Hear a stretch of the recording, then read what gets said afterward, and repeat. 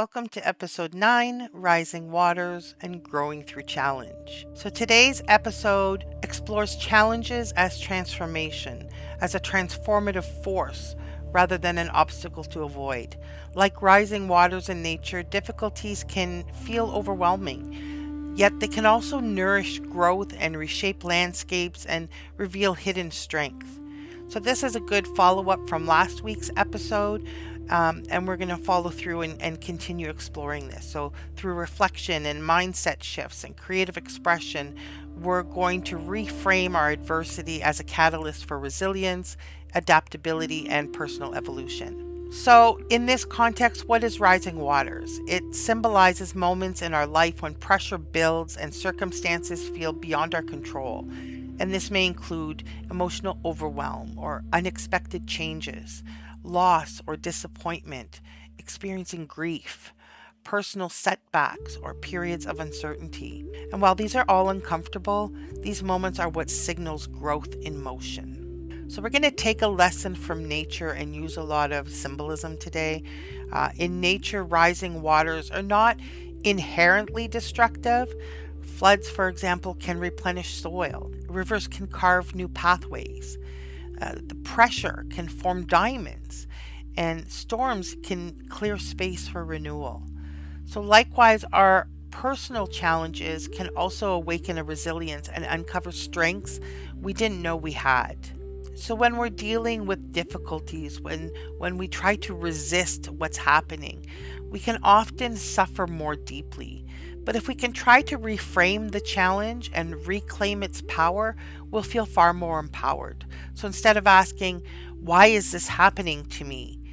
You can try asking, what is this shaping within me? Imagine, if you will, maybe that you've lost your job and this is what you've been doing for years, and suddenly this job is no longer there. It can be deeply hurtful, super challenging, and we're going to suffer from that, and we're going to feel a sense of loss and grief because our life is about to change, and we're needing to now overcome this and find new pathways.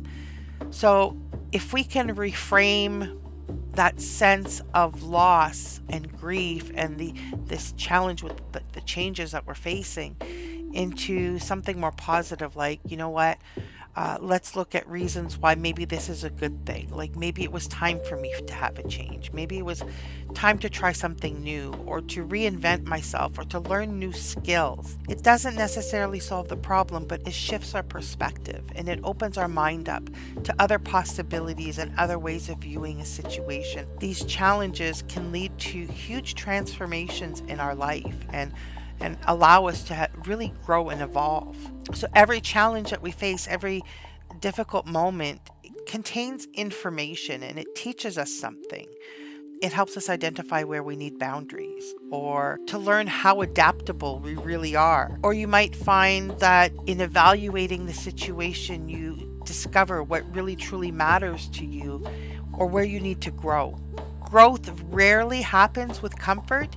It's usually happening in response to something. Even when you think about, you want to work on your personal growth, there's probably something that has triggered the response that you felt that you needed to go and work on something about yourself. But when we're faced with like really difficult situations or complicated problems that we need to overcome, we're now faced with a whole new set of challenges, and that discomfort is going to lead us to have all kinds of insightful conversations with ourselves and lead us to a different level of growth. So just like diamonds are formed under immense pressure, challenges also do that to us. They can reveal courage and creativity and emotional endurance, or just your problem-solving abilities. Often the strongest part of ourselves emerges when we're really being tested.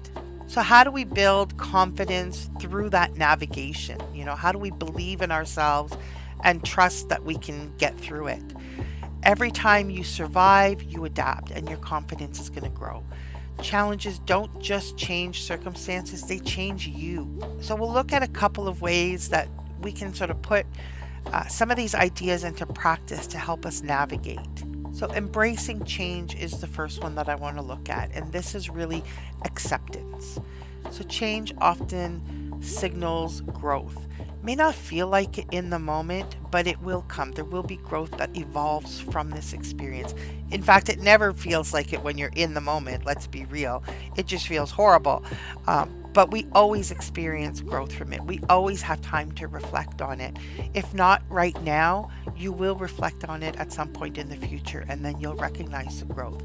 But what you can do as a practice is to name something that you're currently facing and try to view it from a different perspective and identify what potential opportunity it may hold. Even some of the worst circumstances that we are in that are painful and lead us to suffer can still have that silver lining, for lack of a better word, that's hard to see right now, but that projects us to a different part of our life and a different part of our growth. So that growth comes with reframing these challenges, which is our second thing. So we're going to do that perspective shift. So it's asking yourself, what can this teach me? How is this going to strengthen me? And to use a really difficult topic, when you've had the loss of someone you love, that's super hard to deal with, but it does create a resilience and a strength in you. And while you don't see it in the moment, you're going to have to learn how to do things a little bit differently because of that loss in your life and that grief. And you are going to learn about yourself and your capabilities, and you're going to be taking time to reflect on why this loss is so deeply affecting you and how you're going to overcome it and how you're going to move forward and take a step forward in your life. So these are going to lead to growth, whether we like it or not. But we don't have to do it alone, and that's really key. And this is what our next step to put into practice is that when we're dealing with these things in our lives that are super complex challenges, especially loss and grief, we're not required to deal with this by ourselves. We can find support systems. We can reach out for help. And it's important that we do that.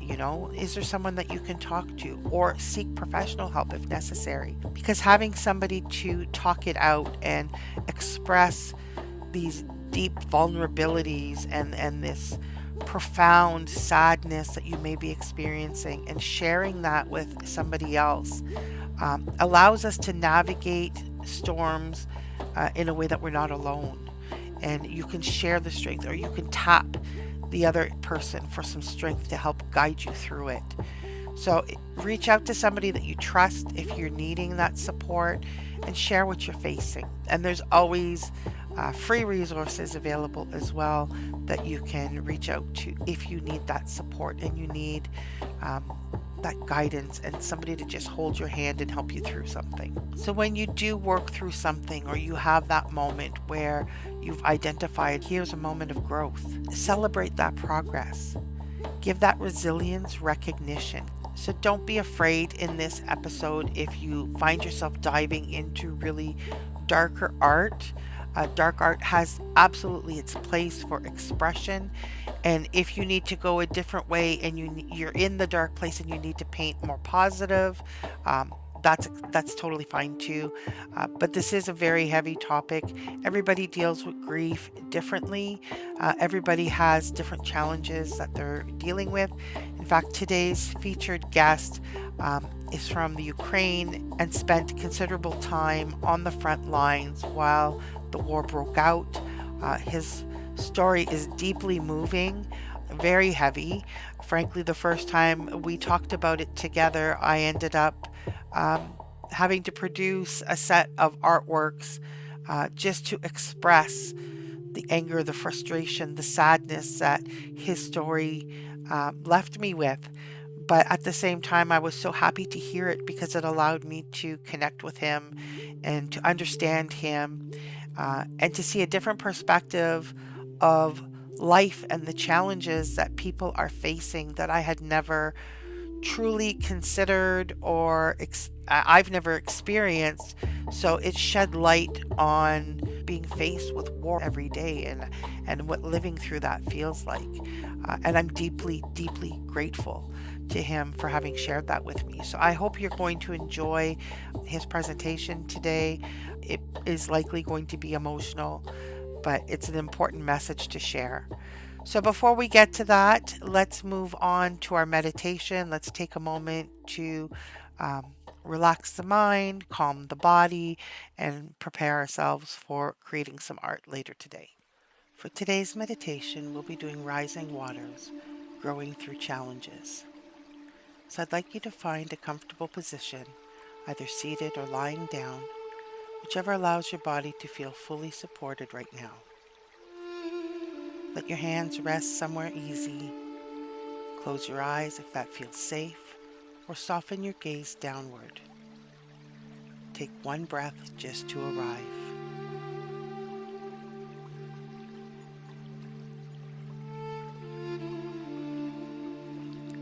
And another a little slower this time.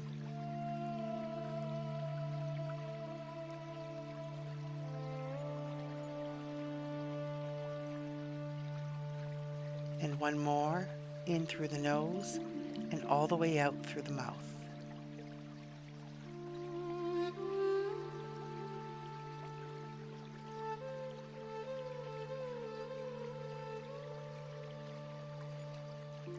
If you came in carrying something heavy today, a deadline, a doubt, a creative block, something that has been pressing on you longer than you'd like to admit, you don't have to put it down right now.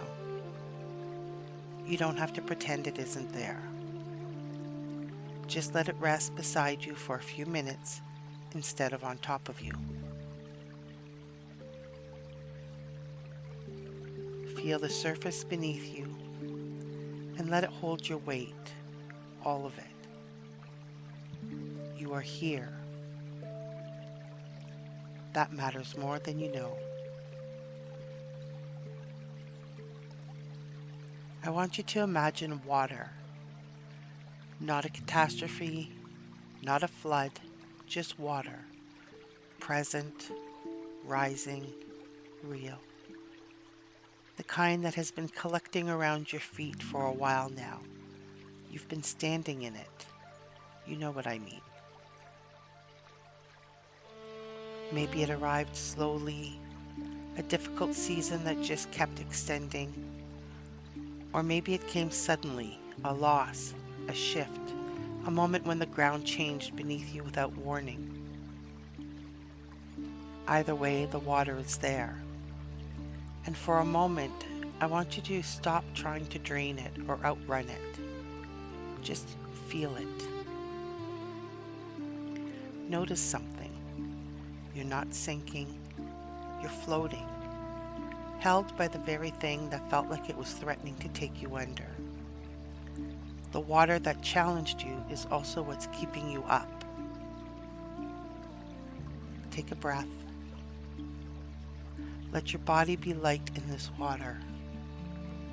You don't have to fight it to survive it. You were built to float. Now feel the water begin to move, a gentle current beneath you, not pulling you under, but carrying you forward. This is your current, the one made from everything you have lived through, every challenge that shaped the way you think, the way you make, the way you see. You didn't choose this current, but it is yours. And it knows where it is going even when you don't. As you move through the water, feel what the pressure has been doing. Not just taking from you, but forming you. The way water shapes stone over time, not by destroying it, but by revealing what was always there underneath, the smoothness, the particular form that was hidden inside the rough surface. This reshaping is what's happening to you. The challenges, the doubt, the grief, the exhaustion, they have been pressing on something, and what they are pressing on is real. It is strong, and it is yours. Now take another breath.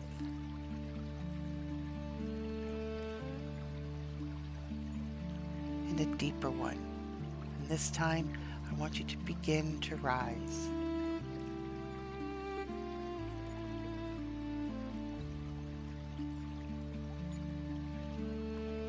Rise not because the water is gone.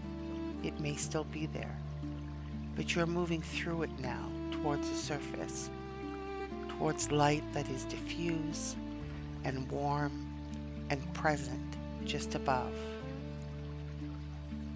Your head breaks the surface. The air is different up here, cooler, cleaner. You can breathe fully. Stay here for a moment. Feel what it is to have come through something. Not to be finished with all of it, but to have made it through this particular depth, to this particular surface, at this particular moment.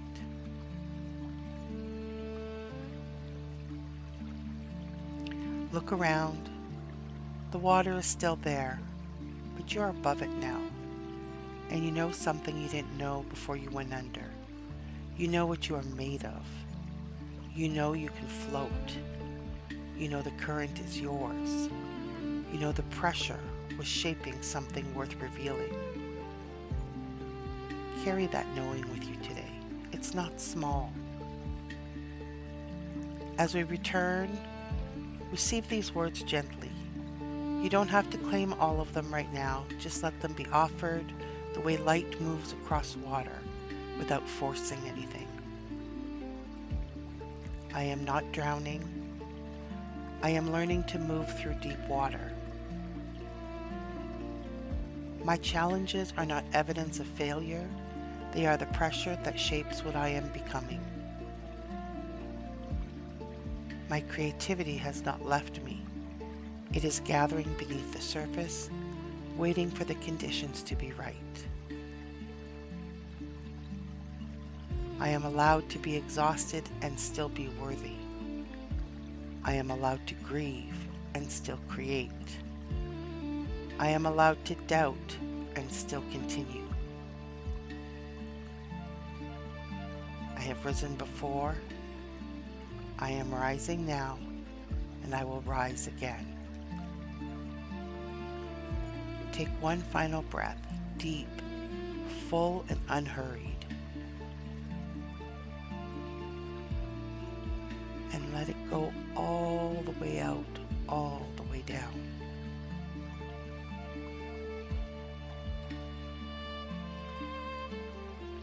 When you're ready, begin to return. Move your fingers, your toes. Let your eyes open softly when they're ready. Whatever you surfaced with, a feeling, an image, a word, or a quiet shift, hold it gently. It came from you, and it is for you. Thank you for showing up for yourself and for your art.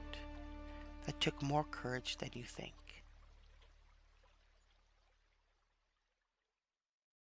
Today's featured artist is Captain Solo, a visionary creator whose journey began in the early 1990s, a time when art was guided purely by passion and intuition. What started as a calling from above soon evolved into a lifelong pursuit of mastery.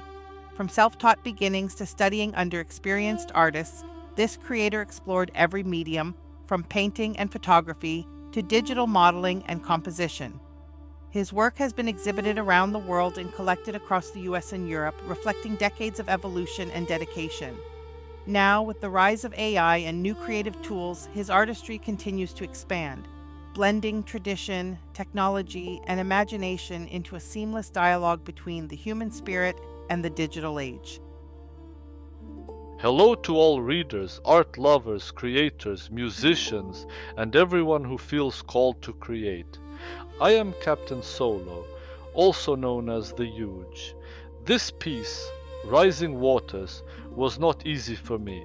In many ways it felt like a challenge, a question I had to sit with deeply. What do rising waters really mean? For some, especially sailors, rising water is a gift. It means freedom, the ability to move forward without fear of running aground. I know this feeling well. I've been a sailor, and I understand how rising water can open a path. But rising waters are not always gentle. Sometimes they flood. They rise from beneath the surface, overwhelming homes, changing lives in an instant. I've seen this too, water breaking through where it shouldn't, reshaping everything in its path. For over 30 years, I have lived through art, painting, graphics, and eventually digital creation. As technology evolved, so did my tools. I moved into 3D, built worlds, and later embraced AI as a powerful extension of creativity. It accelerated my process, yes, but everything I create today is rooted in those decades of searching, experimenting, and refining my voice. Those years were not easy. They were filled with doubt, resistance, and the constant struggle between survival and creation.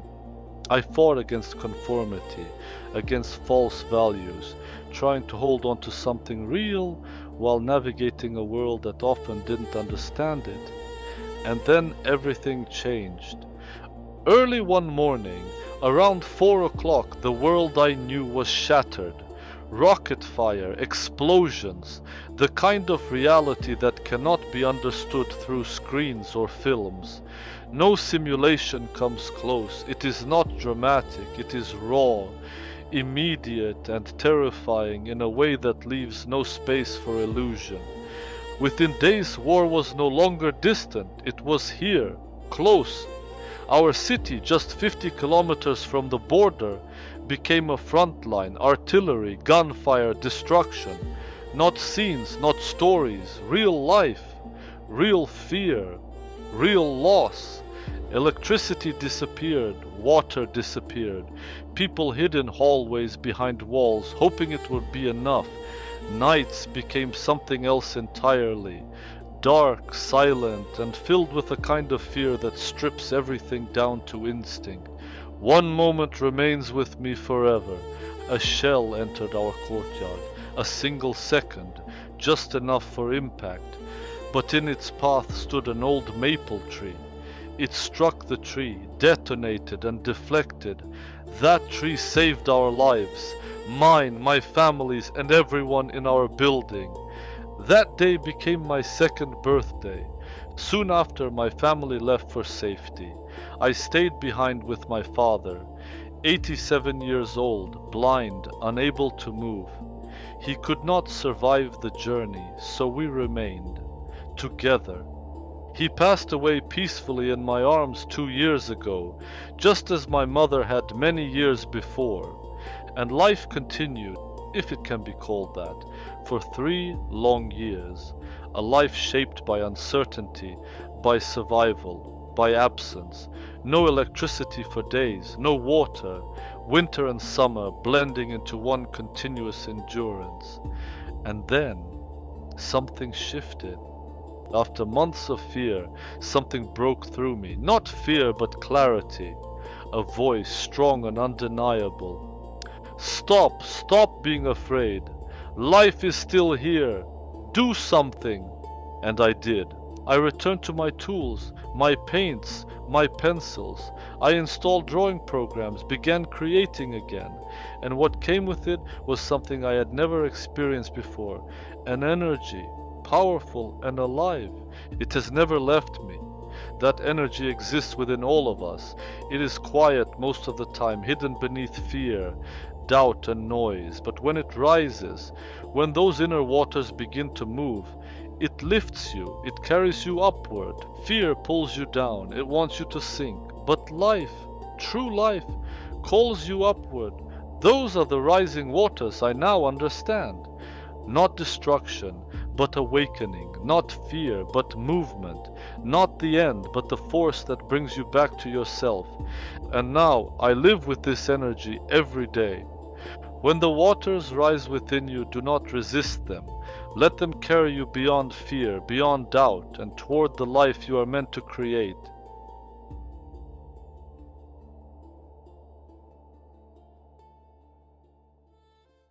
So let's create some art. I'm in Wide Worlds, and our newest activity is available, but this activity this week is going to be a little bit different. So I'm going to go into episode 9, Rising Waters, And what this week's activity looks like is more this style versus that style kind of activity where we have a slider. So I do have a prompt, and what we can do is experiment with the prompt to see it from the different sides of the slider. So I have a woman walking into a pond surrounded by abstract elements of nature like blooming flowers, flowing water, and radiant sunlight. This can symbolize the hope and renewal found in nature. So the scale we have on the one side, we're going to be more of an angry style, which is on the left, and on the right is more of a hopeful style. So it's actually a style called anger and a style called hope, and we can see some examples here because I played around with it a little bit. So we'll start with all the way on the left, then we'll go all the way on the right, and then we'll look at how it looks if you go somewhere in between. So I'll start with my first one. Then I'm going to pull my slider over to the right, and I'll do the more hopeful. And then I can actually use the slider to determine, like, where do I feel on this scale? Like, depending on what you prompt, you can determine, am I more on the angry side or am I more on the hopeful side? So let's say I go somewhere in here and I click create, and that will create one that is a blend of the two styles. So my artwork's come back and we'll take a look. I did have one go wrong, so I ran it again. So we'll start first with the angry one. So what we'll get in this is we'll get a lot of like darker tones with the red and a little bit of this glitch effect that's going to be on the edges of the frame. So this one's not too bad. I think I would probably run it again, but this gives you an idea of sort of the style. The next one I ran, this was actually hopeful, but it came out really dark and it was not what I expected, so I ran it again. This one was the in-between, where we have a more hopeful kind of look to it because I was further on the right on the slider, but it did pick up a little bit of the glitch that it added into the frame. And here, this one is purely all the way to the right on the hopeful scale, and this one actually came out a lot better. It has the color structure that I was looking for, but I think I might run them again or even try a different prompt. So I've drafted a new prompt that's a little bit more basic, and we're going to give it another try. I'm going to go with a lone shoreline settlement slowly overtaken by risen floodwaters, water climbing steps and doorways as the sky hangs heavy above, reflections rippling across the surface. So we'll see what we get from the two perspectives, one being the darker tones and one being more hopeful. So I'll start with the hopeful one and we'll run that. And then actually I'll stop right about in the middle. I'll create one there. And then I'll go to the angry side and we'll see what we get. Now I'm using a single prompt for each mood, but it's probably better to modify the prompt depending on what you're trying to express for the mood. So decide where you want your slider, if it's more on the angry side or on the hopeful side, and then adjust your prompt to reflect what you're wanting to portray emotionally. So the artworks have come back. We'll start with the more hopeful one, which this is some serious water that's risen, but we have these really brilliant colors along the left side of the frame, which sort of gives it a bit of a happier, contradicting kind of scene to this particular one. The second one is sort of the middle of the ground. I actually really like this one quite a bit as well. We have a little bit of that brightness, like there's light at the end of the storm, that there's clear skies and sunshine on the way, despite everything being flooded here, and we have a bit of a darker scene in the foreground. So this one turned out really great as well. And then finally, our angry scene is a lot more dilapidated, a lot more run down. It's a darker scene, a lot of debris.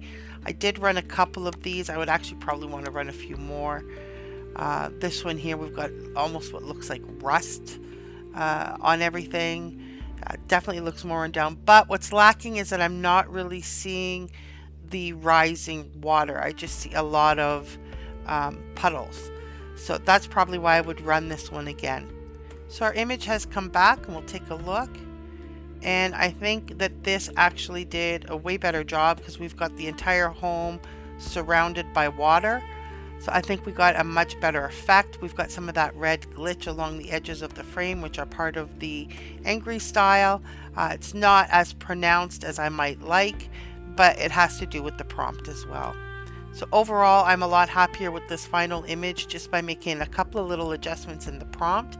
And a lot of times, if you're really getting stuck and it keeps generating the same thing, just a few words sometimes can really make the difference in how the prompt interprets your vision. So it's a good practice if you're not really on the right path to try and change out just the terminology of a few words. So in my case, settlement was coming up with a village kind of environment, even though it was not showing the shoreline. So by changing it to a single house, we got a totally different image. So I'm going to share a few mid-journey prompts that I think you'll enjoy. Remember that each challenge carries nourishments for future growth. Each storm leaves behind richer ground, and each pressure point holds potential. Trust yourself in the waters. You're learning how to swim, how to adapt, and how to rise.